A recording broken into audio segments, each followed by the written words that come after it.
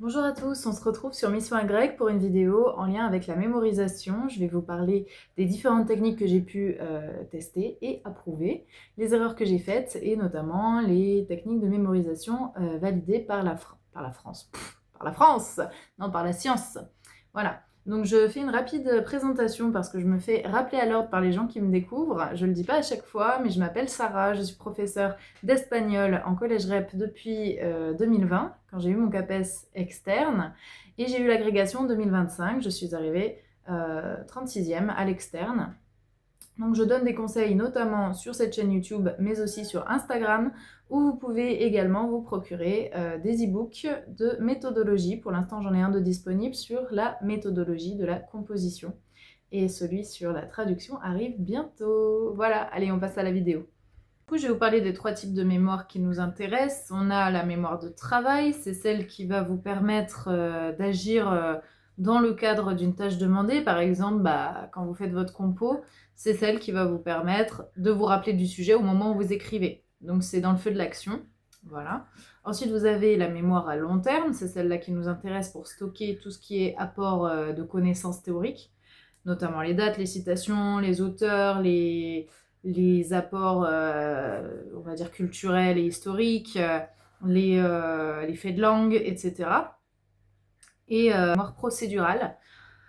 Donc c'est les automatismes, par exemple, faire une introduction, faire un plan, repérer un subjonctif dans une traduction, ce genre de choses. Et celle-là, il faut absolument pratiquer, pratiquer, pratiquer pour l'exercer en fait. Donc non, il ne suffit pas de simplement apprendre et apprendre des fiches, relire des fiches, etc. Il faut aussi absolument vous forcer à faire des compositions, à faire des traductions, à faire des simulations de leçons, des petits entraînements de faits de langue et de linguistique, etc. Bon, tout d'abord, il faut accepter que le cerveau oublie vite. Si vous n'avez pas de problème particulier de mémoire d'un point de vue santé, je parle, c'est quand même normal d'oublier une grosse partie de ce que vous avez appris, vécu, entendu, enregistré au cours de votre journée dès le lendemain.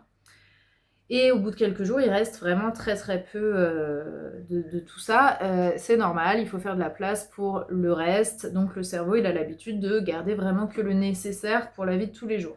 Dans le cadre, en plus, de personnes qui, comme moi, préparent l'agrégation après avoir arrêté les études un certain temps, c'est encore plus difficile de relancer la machine parce qu'on a perdu cette habitude de toujours stimuler notre mémoire, notamment la mémoire à long terme. Donc, il faut accepter que tout ne vient pas tout de suite. Comme on dit, Rome ne s'est pas fait en un jour. Donc, je vais d'abord vous parler un petit peu de moi, les erreurs que j'ai faites. Comme ça, après, on va passer aux techniques réellement efficaces. Tout d'abord, moi, j'ai passé un temps vraiment ridicule à faire 1 milliard de fiches. Et je me disais, ces fiches, je vais les relire. Sauf que comme moi, je fonctionne avec la mémoire à court terme, c'est-à-dire le bourrage de crâne intensif, je me disais, je les relirais vraiment juste avant la grecque, quoi. Comme ça va rentrer. Ça a marché pour l'écrit. Inutile de vous dire qu'à l'oral, je me suis royalement viandée parce que il y a trop d'informations à apprendre, c'est juste pas possible de fonctionner comme ça. Donc la deuxième fois, j'ai fait différemment. Mais relire bêtement vos fiches, relire et essayer de répéter comme ça va juste vous donner l'impression de faire quelque chose, mais en réalité, c'est vous pédaler dans le vide, hein, ça sert à rien. Alors, ça va vous donner l'impression d'intégrer des choses, mais je vous assure que sur le long terme, ça marche pas. Donc, il faut être plus intelligent que ça, il faut placer les moments de relecture à des moments bien précis. Et je vous en dirai plus par la suite. Sinon, j'ai également fait une chaîne YouTube en privé, oui, où j'enregistrais mes cours. C'est-à-dire que je relisais mes fiches et je mettais les vidéos en privé pour pouvoir les réécouter. Quand j'allais au sport, j'écoutais mes vidéos. Quand je faisais la vaisselle, sur mon enceinte, il y avait moi qui lisais mes cours.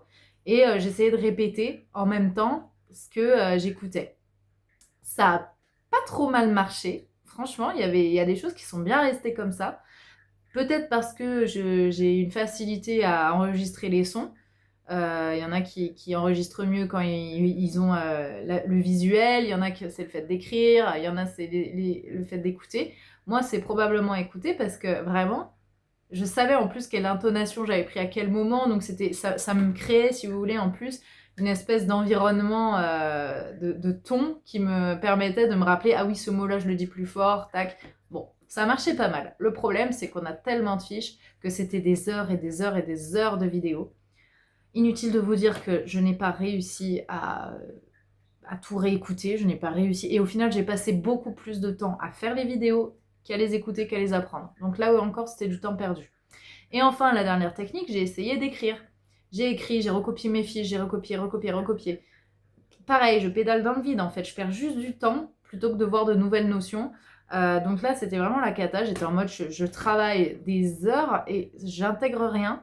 Et en plus, j'ai cette impression désagréable de rabâcher sans cesse les mêmes choses et de ne pas réussir à que ça tienne, quoi. Donc voilà, ça c'est les choses que j'ai faites.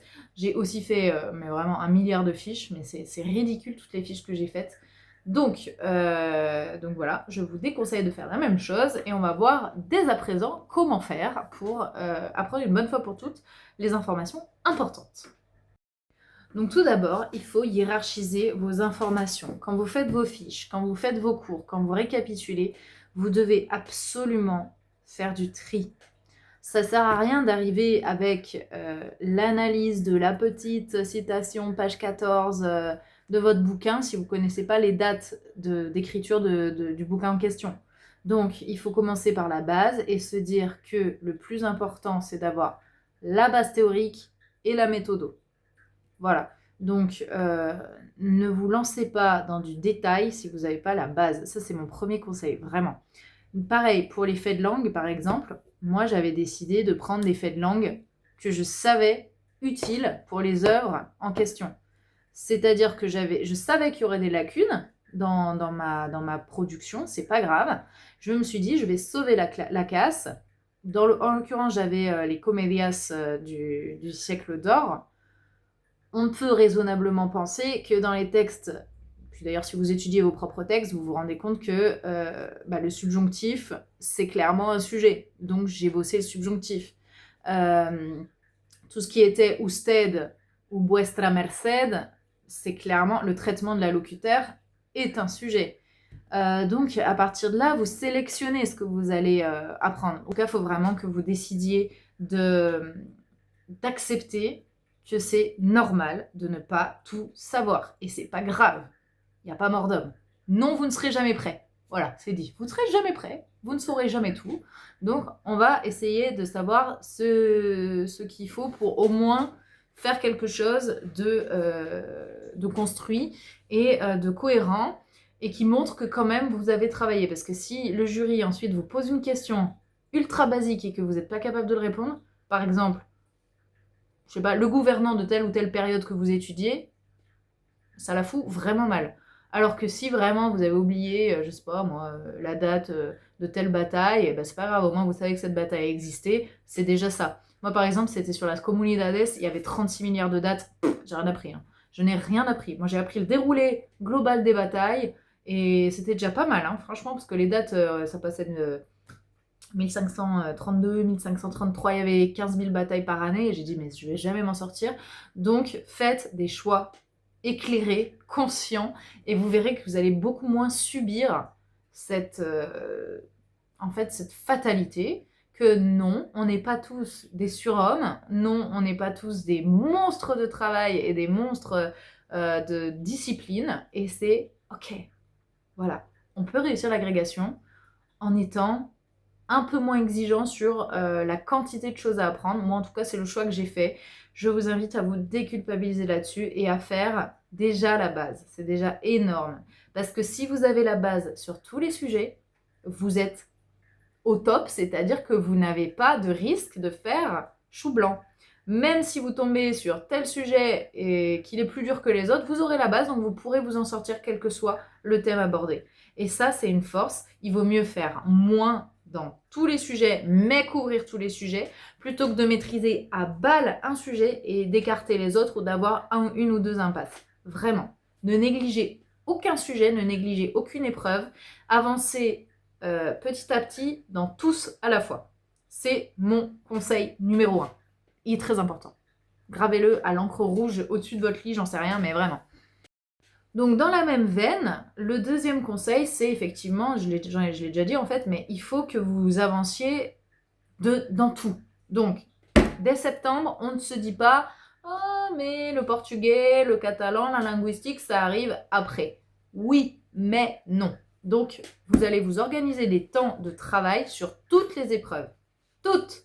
Parce que, comme on l'a dit, vous travaillez votre mémoire à long terme. Donc, vous voulez que ça rentre sur le long terme.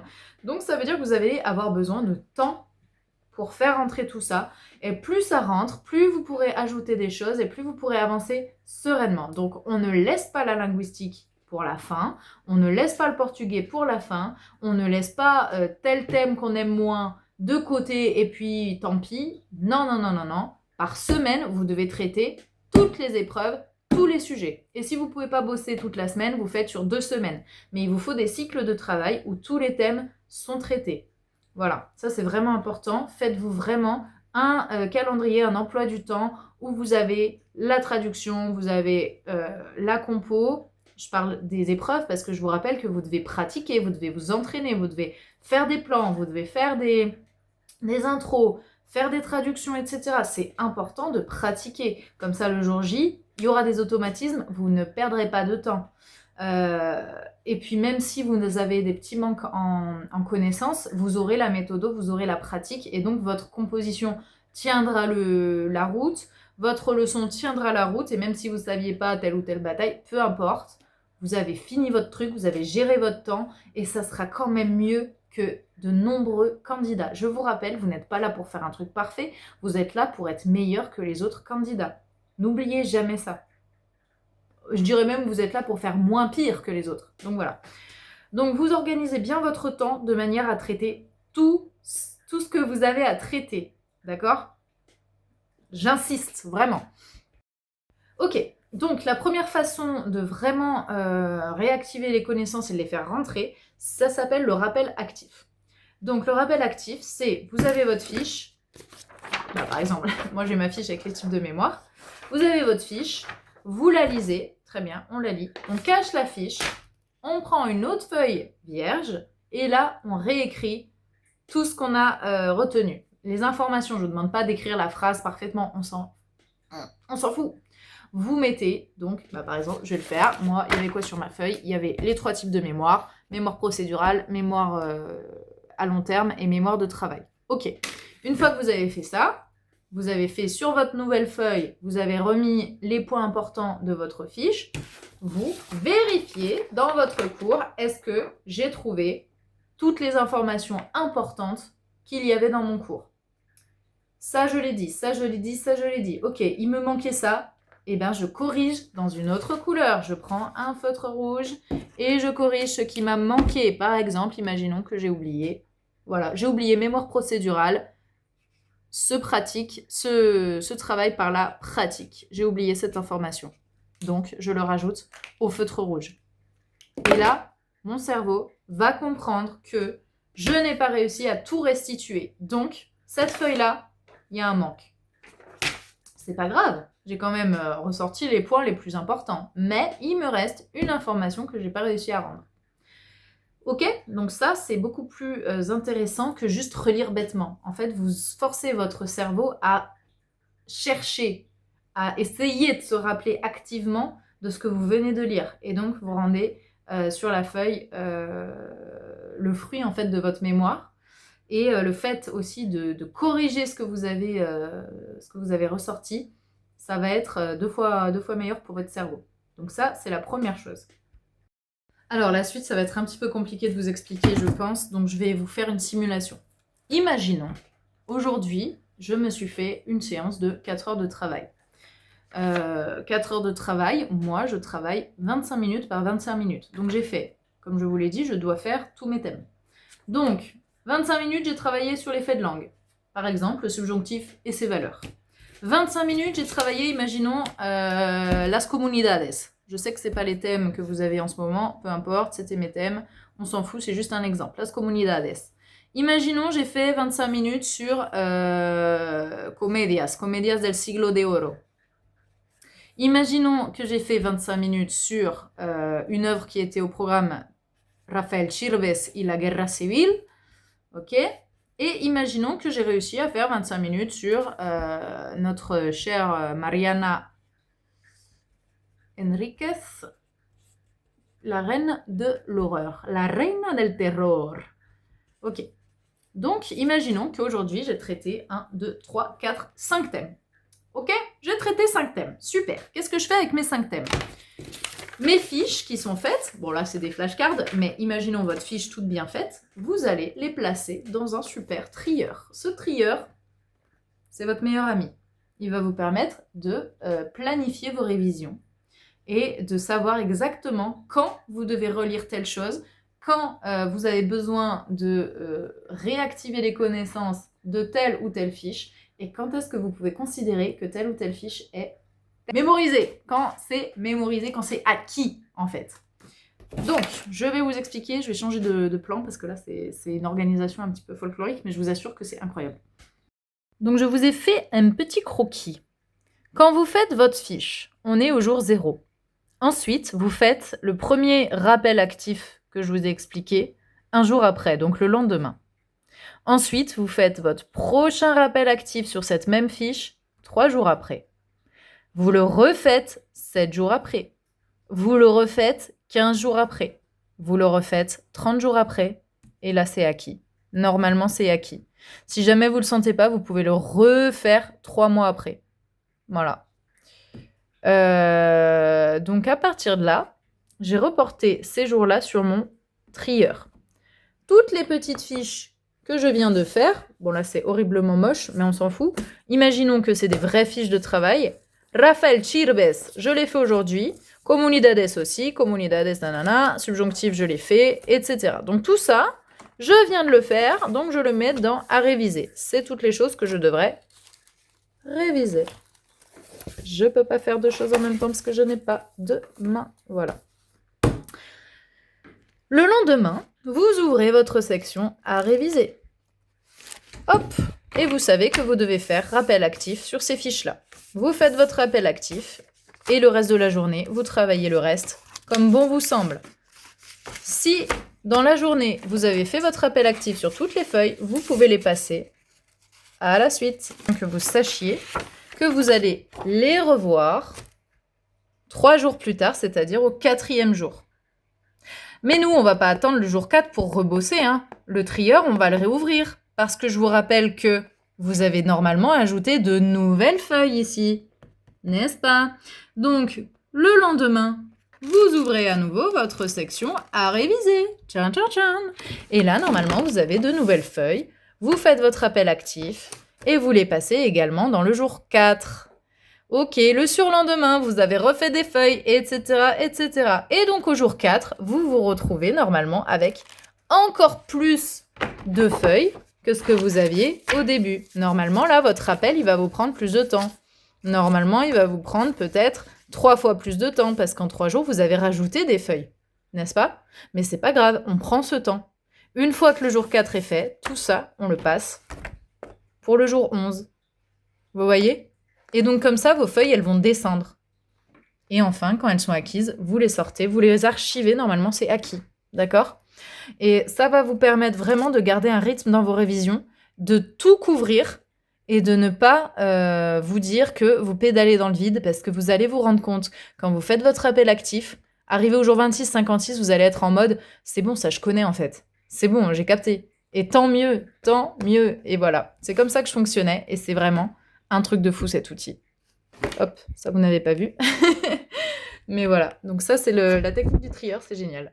Après, ça peut être un classeur, si jamais il n'y a pas assez de place, vous faites des intercalaires. Mais le tout, c'est d'avoir quelque chose de clair, un calendrier où vous savez que, bah voilà, jour 1, jour 4, jour 11, jour 26, jour 56, j'ai mon moment de rappel actif pour toutes mes feuilles. Et le reste de la journée, vous bossez. Ça ne va pas vous prendre 4 heures non plus, hein. Mais c'est comme ça que vous allez faire travailler votre cerveau et qu'il va comprendre que comme ce sont des informations que vous utilisez activement sur une période qui est longue, il va comprendre qu'il faut absolument qu'il les mette dans la mémoire à long terme. Alors, ce qui est très important aussi, c'est de se faire des petits tests. Donc, à la fin, je sais pas, de chaque thème ou de chaque chapitre que vous avez traité, n'hésitez pas à vous faire une petite simulation. C'est là que l'IA peut être assez intéressante, je pense. Bon, après, on n'utilise pas, c'est votre choix, c'est vos convictions personnelles. Moi, je sais que j'utilisais l'IA pour me tester. Donc, je lui disais, voilà, j'ai traité tel chapitre, tel chapitre, tel chapitre, tel chapitre. Génère-moi un test en 60 questions pour vérifier que j'ai les notions clés sur ces thèmes-là. Et là, donc, en fait, vous allez pouvoir voir si vous êtes un peu dans les clous ou pas. Vous mettez en plus que c'est dans le cadre de l'agrégation d'espagnol, il va vous poser des questions normalement à la hauteur. Et n'hésitez pas effectivement à multiplier les tests à des moments clés, par exemple tous les 15 jours ou tous les mois, je sais pas. Ça va stimuler votre cerveau parce que le fait de devoir chercher l'info, ça va encore plus lui dire, tu vois, cette information, elle est utile, attention. Et le fait que les questions, ce soit pas vous qui vous les posez, mais une IA qui vous les génère, une IA ou un camarade, peu importe, testez-vous entre vous si vous travaillez à plusieurs. Et bien en fait, ça va peut-être vous surprendre. Ah oui, j'aurais pas pensé à demander cette info. Ça m'aurait pas semblé important. Donc ça peut être intéressant, voilà, que les questions ne viennent pas de vous. Si vous avez une prépa, évidemment, j'imagine que les professeurs vont vous poser ce genre de tests également. Donc voilà. Ok, n'hésitez pas aussi à lier les informations entre elles. Il faut vraiment que vous ayez une vue d'ensemble à l'agrégation. Donc, comme je vous l'ai dit tout à l'heure, vous voyez le subjonctif, demandez-vous pourquoi c'est utile, pourquoi c'est intéressant, quel est le sens derrière cette connaissance. Je vois le subjonctif parce que j'étudie des comédias du siècle d'or, et donc c'est un temps qui n'a pas les mêmes valeurs à cette époque que maintenant, qui n'a pas la même fréquence d'apparition selon la forme employée et qui n'a pas exactement le même sens. Donc c'est pour ça que c'est intéressant. Attendez, il y a mon chat qui va sauter par la fenêtre là. Donc c'est pour ça que c'est intéressant de l'apprendre. Dites-vous toujours, j'apprends ça parce que ça. Je sais pas moi, j'apprends les dates de la guerre civile parce que Rafael Chirves, il va me parler de l'héritage de cette guerre civile sur des générations et des classes sociales différentes, et il va me créer une espèce de tableau de la société, de peinture de la société, en lien avec une guerre civile qui n'est pas clairement mentionnée, mais qui malgré tout projette une ombre et conditionne énormément de choses dans la société espagnole qu'il dépeint. Vous voyez, donc en fait, chaque chose doit avoir un sens et doit être reliée à des questions plus, on va dire, philosophiques limite, que juste j'apprends le subjonctif parce que c'est important. Vous voyez ce que je veux dire? Donc ça, c'est important de mettre un sens derrière ce que vous apprenez. D'ailleurs, si vous ne pouvez pas mettre de sens derrière ce que vous apprenez, c'est que vous l'apprenez pour rien. Vous ne pourrez pas le réutiliser. Donc dites-vous toujours, j'apprends ça parce que ça va me servir en analyse. J'apprends ça parce que ça va me servir à décoder l'œuvre de l'auteur, à expliquer que j'ai compris l'enjeu. On revient à cette histoire d'enjeu. Je vous invite à aller voir mes autres vidéos pour... Bref, anyway, je pars en live là. Enfin, quand vous faites vos fiches, rappelez-vous que vous n'êtes pas obligé de simplement écrire avec du texte. Vous pouvez faire ce qui s'appelle le double codage. Le double codage, ça stimule davantage votre cerveau. Par exemple, une mind map avec du texte. Par exemple, comme moi je l'ai fait, des audios, une piste audio, je sais pas, un film. Par exemple, sur la guerre civile, un film, en l'occurrence sur le canal de Panama, ça existait à l'époque, quand c'était le thème, en lien avec des textes, en lien avec des images, une photo. Une photo, ça va vous rester dans l'esprit. Surtout si, voilà, c'est des choses impactantes. Donc, rappelez-vous de bien varier les supports et parfois une photo vaut 1000 mots. D'accord Voilà. Et enfin, chercher des moyens mnémotechniques, c'est vraiment important, c'est plus facile de retenir ça. Il y a des choses très très très très intéressantes qui sont expliquées par Fabien Olicard, j'imagine que vous connaissez. Si vous ne connaissez pas, foncez voir sa chaîne, c'est hallucinant ce qu'il propose pour mémoriser. Ça va du palais mental à attendez, il y a mon chat là qui pète un plomb. Bon, moi, je n'ai jamais réussi à mettre en place un palais mental, etc. C'est beaucoup de travail quand même. Mais il y a des choses très, très intéressantes sur la chaîne de ce monsieur. Je ne vais pas du coup en parler parce que je vous laisse aller faire vos petites emplettes chez lui. Mais vous pouvez clairement aller beaucoup plus loin que ce que je vous propose dans cette vidéo. Euh, et puis, je sais pas, moi par exemple, pour les pays de Centre-Amérique, j'arrivais pas à les placer sur la carte, ça voulait pas rentrer. Bah, j'ai créé un mot. Voilà, je me suis créé un poème avec chaque début de lettre. Par exemple, Guatemala, le G, j'avais mis Gérard va au marché. Vous voyez, je me suis créé une histoire, Gérard va au marché. Puis Nicaragua, j'avais mis ne retrouve pas son chien. Enfin, je m'étais créé une histoire pour me rappeler de ces foutus pays dans l'ordre. Pareil, à l'époque du CAPES, j'arrivais pas à retenir la date de 1868. Et bah du coup, j'en ai fait mon code de téléphone. J'ai mis cette date pour déverrouiller mon téléphone, et bah je vous garantis qu'elle est rentrée en fait. Donc voilà, si vous êtes en désespoir de cause comme moi, essayez de chercher des petites astuces comme ça, un petit peu décalées, un petit peu drôles, qui vont vous permettre de surmonter quelque chose que vous n'arrivez pas à retenir. C'est pas une fatalité, il y a plein de façons de faire. Et voilà, et bon courage à vous. Désolée pour la longueur de cette vidéo, mais je vous assure que ça, c'est votre meilleur ami. C'est votre meilleur ami. Alors oui, il faut de la discipline, mais je vous assure que ça vaut le coup. Donc voilà, rappelez-vous de choisir vos infos, de trier vos infos. On ne surcharge pas un cerveau déjà bien sollicité, mais on apprend avec stratégie. Allez, bon courage à tous. Je reste dispo en message sur Instagram.